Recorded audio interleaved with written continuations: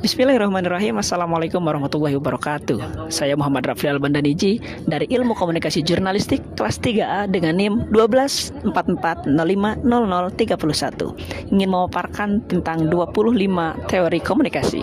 Untuk yang pertama ada teori hipodermik, yaitu teori ini menganggap media memiliki kekuatan sangat besar dan mampu menyuntikkan pesan langsung ke pikiran khalayak tanpa perlawanan. Jadi audiens pada teori ini audiens dipandang pasif dan menerima pesan apa adanya gitu dari media.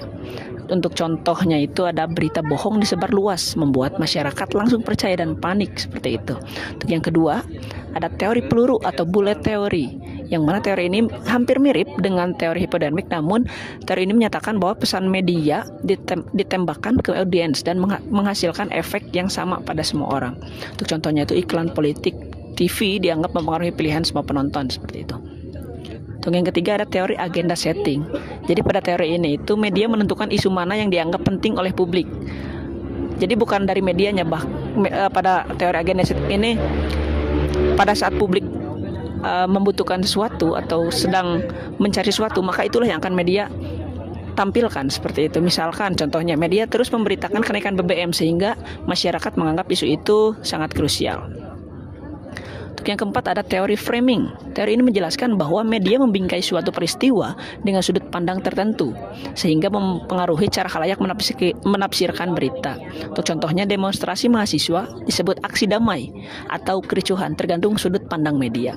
Seperti itu. Jadi pada teori framing ini itu gimana media membungkus atau memframing sebuah berita. Jadi beda media terkadang berbeda pemaknaan atau framingnya tersendiri. Untuk yang kelima ada teori kultivasi. Ini teori yang menyatakan bahwa paparan media jangka panjang dapat membentuk cara seseorang terhadap realitas sosial seperti itu. Untuk contohnya, orang yang sering menonton tayangan kriminal merasa dunia ini lebih berbahaya. Seperti itu. Yang keenam ada teori use and gratification, yaitu audiens dianggap aktif dan sadar dalam memilih media sesuai kebutuhan seperti hiburan, informasi, atau identitas diri. Jadi untuk contohnya itu mahasiswa membuka YouTube untuk belajar, bukan hanya hiburan. Jadi teori use and gratification itu bisa disebut juga teori tepat guna seperti itu. Untuk yang ketujuh ada teori spiral of silence. Jadi teori ini cenderung diam dan tidak mengungkapkan pendapat jika merasa pendapatnya berbeda dari mayoritas. Misalkan kita ditempatkan dalam suatu ruangan yang berisi 10 orang. Nah, pada 9 orang mereka berpendapat sama. Dan kita atau satu orang ini berpendapat yang berbeda. Nah, maka pada teori spiral of silence ini, yang satu orang itu akan mengikuti apa kata 9 orang. Meskipun satu orang ini benar dan 9 orang salah, maka yang benar itu akan mengikuti orang-orang yang salah seperti itu, karena takut dianggap mungkin berbeda pandangan atau takut tidak ditemani kembali seperti itu. Untuk yang kedelapan ada teori difusi inovasi, yaitu teori ini menjelaskan bagaimana ide, teknologi ataupun inovasi terbaru menyebar dari satu orang ke orang lain secara bertahap, gitu, ada tahapnya. Jadi contohnya penggunaan dompet digital yang awalnya hanya dipakai sedikit orang lalu menjadi umum dan sekarang banyak digunakan oleh beberapa orang seperti itu.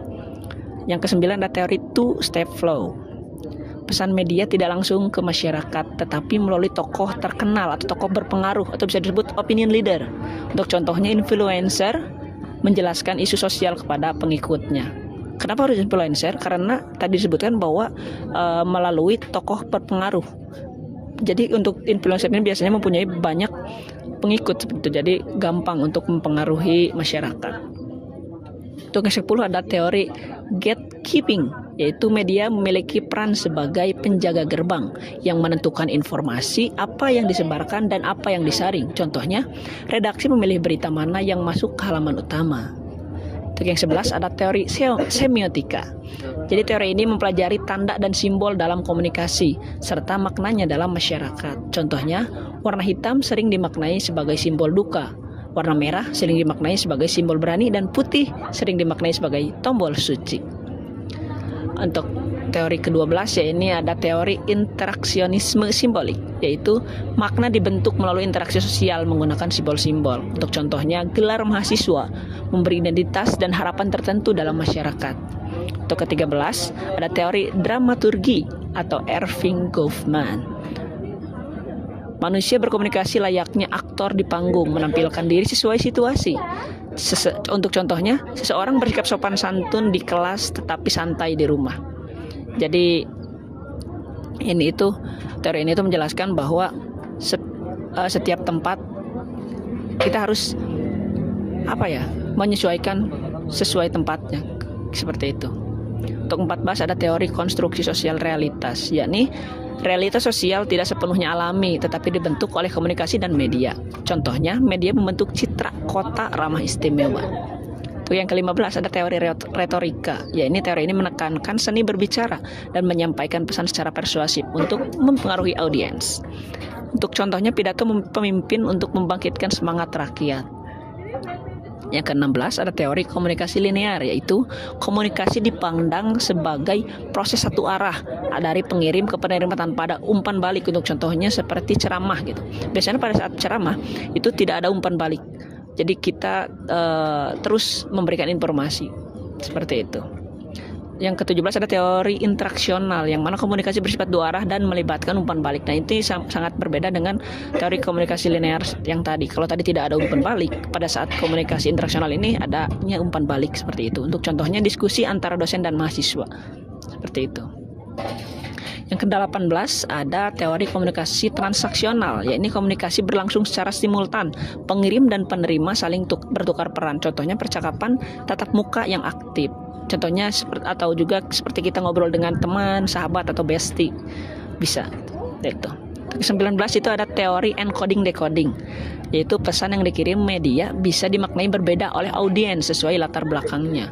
Contohnya film kritik sosial ditafsirkan berbeda oleh tiap penonton, seperti itu. Karena penonton mempunyai latar yang berbeda ataupun pemaknaan yang berbeda, mungkin seperti itu. Yang ke-20 ada teori akomodasi komunikasi, yaitu individu menyesuaikan gaya bicara, bahasa atau intonasi saat berkomunikasi. Contohnya menggunakan bahasa formal saat presentasi, seperti itu. Nomor 21 ada teori identitas sosial, yakni identitas seseorang dibentuk oleh keanggotaan dalam kelompok sosial tertentu. Untuk contohnya bangga menjadi bagian dari organisasi kampus, seperti itu. Untuk 22 teori ketergantungan media. Semakin seorang membutuhkan informasi, maka semakin besar ketergantungannya pada media. Contohnya saat pandemi orang terus memantau berita, seperti itu. Karena kita sangat perlu gitu kepada media. Maka pada saat seseorang membutuhkan informasi yang lebih, maka ia akan semakin tergantung kepada media, seperti itu. Nomor 23 ada teori media richness, yaitu setiap media memiliki tingkat kekayaan informasi yang berbeda. Yaitu untuk contohnya video call lebih efektif untuk diskusi serius dibanding chat, karena mungkin pada saat video call itu meningkatkan kekayaan informasi gitu, dari ekspresi ataupun yang lainnya. Karena kalau di chat sepertinya bisa dimanipulasi lah, seperti itu. Nomor 24 ada teori naratif. Jadi pada teori ini menjelaskan bahwa cerita mampu membentuk makna emosi dan cara berpikir audiens. Untuk contohnya film inspiratif memotivasi penonton untuk berubah. Untuk yang ke-25 itu ada teori komunikasi persuasif, yaitu komunikasi digunakan untuk mempengaruhi sikap, opini atau perilaku orang lain. Contohnya kampanye keselamatan berkendara. Mungkin cukup sekian yang dapat saya sampaikan. Mohon maaf apabila ada kesalahan. Terima kasih. Assalamualaikum warahmatullahi wabarakatuh.